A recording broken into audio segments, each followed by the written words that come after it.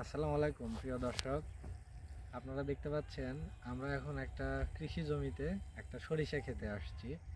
শীতের ভিতরে বাংলাদেশের গ্রাম বাংলার খুব সাধারণ একটা চিত্র, সেটি হচ্ছে হলুদ সরিষা ফুলে দিগন্ত জোড়া মাঠ ছেয়ে থাকে। বিস্তৃত মাঠ জুড়ে সরিষার চাষ হয়।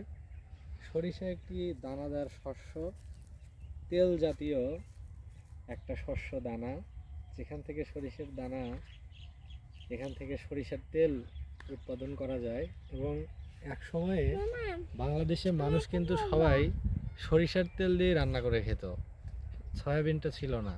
সয়াবিন কিন্তু একটা নতুন সংস্করণ, অর্থাৎ এটা অপেক্ষাকৃত নতুন একটি ভোজ্য তেল হিসেবে সয়াবিনের যে চাহিদা, আগে সবাই সরিষার তেল ব্যবহার করতো, এজন্য সরিষার চাহিদাটা অনেক বেশি।